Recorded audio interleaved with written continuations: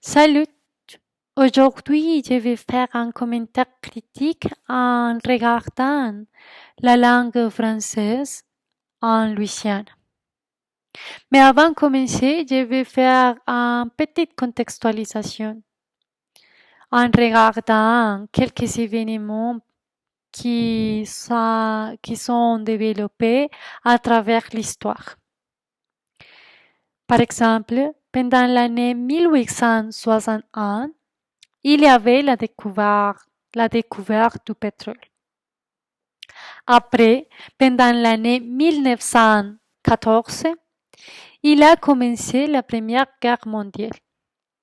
Et ces deux événements ont fait que la plupart des personnes qui habitaient à Louisiane ont commencé à regarder la nécessité de parler en en anglais, pardon. Et après, pendant les années 1916 et 1918, les Français étaient bannis aux écoles parce que si les étudiants commençaient à parler en français, ils doivent écrire sur les tableaux: je ne peux pas parler en français. Et ces situations me font poser une question. Sera que la mondialisation a presque tué les Français en Louisiane? Ou sera que la mondialisation pourrait bien le sauver? On va répondre à ces questions pendant le développement de ces commentaires critiques. Et en un premier lieu, le nombre de personnes qui parlent le français en Louisiane s'est réduit d'une manière très évidente. Oui, si on regarde ces perspectives que je viens de mentionner par rapport à l'histoire, on peut visualiser que le français est en voie d'extinction. En deuxième lieu, aujourd'hui, aux écoles publiques qui utilisent la langue française pour enseigner tous les sujets ont une problématique très grande parce que il n'y a pas d'argent pour pour créer des programmes qui enseignent d'une manière d'une manière meilleure. Oui. Et ça sera une problématique qui non seulement est liée à le gouvernement, mais aussi aux personnes qui parlent le français. Parce que si on regarde, les politiciens aux États-Unis sont plus intéressés en avoir une éducation en anglais qu'en français. Oui. Et raison pour laquelle le français est regardé comme une mauvaise langue. Et l'anglais a un statut plus haut que le français, et le français est plus bas. Et cette situation a fait que les personnes commençaient à créer des stéréotypes. Parce que la plupart des personnes qui parlent le français pensent: je sens honteux de parler en français. Je dois parler en anglais parce que sinon, ça sera très mauvais pour le contexte où j'habite. Aussi, à travers de ces situations, il y a un phénomène qui s'est développé, la glottophobie, parce que les Anglais ou les Américains pensent que l'anglais est mieux et le français n'est pas très important pour les parler.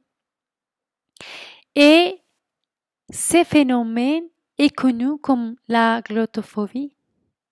Et ça signifie qu'il y a une discrimination pour parler une langue. Et ça sera une situation qu'on doit analyser critiquement pour avoir une conscience. Parce que ce type de discours ont créé ces stéréotypes, ont créé la glottophobie et ça sera une situation triste pour la culture non seulement pour la culture des Français, mais aussi pour la culture des Américains.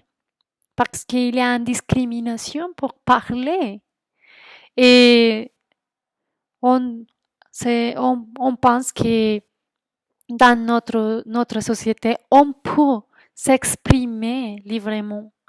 Mais si on regarde ça, ce n'est pas, ça sera un mensonge, oui, parce que les personnes ne peuvent pas utiliser leur langue. Et aussi, une autre problématique et une autre situation qui s'est développée, c'est que la mondialisation, d'un côté, jusqu'à ce moment, a affecté les Français parce que l'anglais est plus utilisé. Et si on visualisait ces perspectives que je viens de mentionner, l'histoire, l'histoire dans son côté, la problématique aux écoles, les politiciens qui ne sont pas intéressés, les stéréotypes qui sont créés et aussi la discrimination linguistique. Si on pense que si on regarde toutes ces situations, toutes ces nuances qui sont la représentation de ce qu'est la langue aujourd'hui, on peut dire qu'il n'y a pas de liberté pour parler, pour s'exprimer, pour montrer la culture qu'il y a dans une communauté. Mais si on pense que la langue est la représentation d'une culture, qu'on doit respecter les personnes qui parlent d'une autre manière, on doit respecter ce que l'autre pense. Par exemple, Platon a développé un mot très important, l'altérité. Et qu'est-ce que c'est? Ça signifie qu'on doit penser qu'il y a une autre personne qui est différente et on doit respecter ce qu'il est. Oui, on doit respecter la langue, non seulement le français, non seulement l'anglais, toutes les langues qu'il y a autour du monde. On doit apprendre des autres personnes. On doit, par exemple, si je vais voyager à un autre pays qui ne parle pas l'espagnol ou le français ou l'anglais, je dois commencer à penser qu'est-ce que fait cette culture. Je dois réviser qu'est-ce qui est le plus important pour lui, la manière, comment il se communique, les salutations, les, les expressions idiomatiques. Aujourd'hui, on a beaucoup de sources pour apprendre des autres cultures. Et on ne peut pas limiter les autres cultures pour s'exprimer dans leur langue. Il est important de tenir en compte qu'il y a des autres personnes qui existent et qui parlent différent. Et aussi, on doit reconnaître des autres personnes qui sont parties de notre monde. Et on ne, on, on ne peut pas limiter des personnes pour parler seulement une langue. On doit utiliser toutes les langues. Toutes les langues qui sont parties d'un héritage, qui sont parties d'une culture, de l'identité d'une culture. On doit respecter. Ça sera tout. Merci. Au revoir.